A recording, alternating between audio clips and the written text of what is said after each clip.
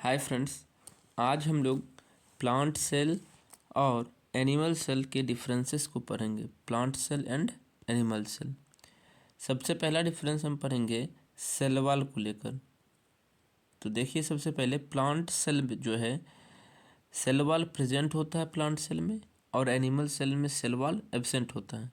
Cell wall जो है बना होता है सेल्यूलोज का। देख सकते हैं प्लांट में सेल वॉल किस चीज़ का बना होगा? सेल्यूलोज का। दूसरा है शेप का। यदि हम शेप का बात करते हैं तो प्लांट सेल का जो शेप होता है वो यूजुअली रेक्टेंगुलर और फिक्स्ड होता है, जबकि एनिमल सेल का जो शेप है वो यूजुअली राउंड या इरेगुलर होगा।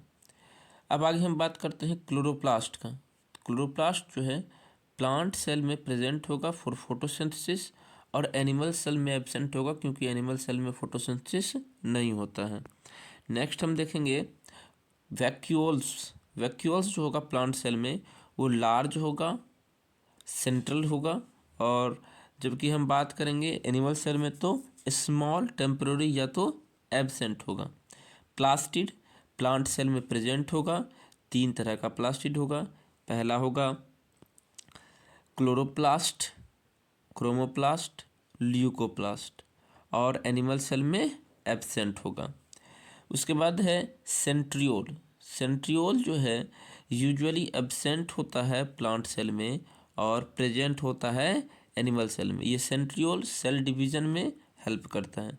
मोड ऑफ न्यूट्रिशन का यदि बात किया जाए तो प्लांट सेल में मोड ऑफ न्यूट्रिशन ऑटोट्रॉपिक होता है।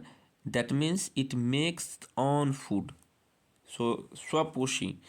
और हम बात करें प्लांट एनिमल सेल का तो वो होता है heterotrophic, that depends on other, दूसरे पर निर्भर होता है अपने न्यूट्रिशन के लिए, पोषण के लिए। यदि हम बात करें एनर्जी स्टोरेज का तो प्लांट सेल स्टार्च के रूप में एनर्जी को स्टोर करेगा और एनिमल सेल ग्लाइकोजन के रूप में। सीलिया और फ्लैजिला प्लांट सेल में रेयर होता है, सीलिया और फ्लैजिला, जबकि एनिमल सेल में कॉमन होता है। प्लाज्मोडेस्मेटा का यदि बात करें तो प्लांट सेल का जो है कनेक्शन को कहते हैं प्लाज्मोडेस्मेटा।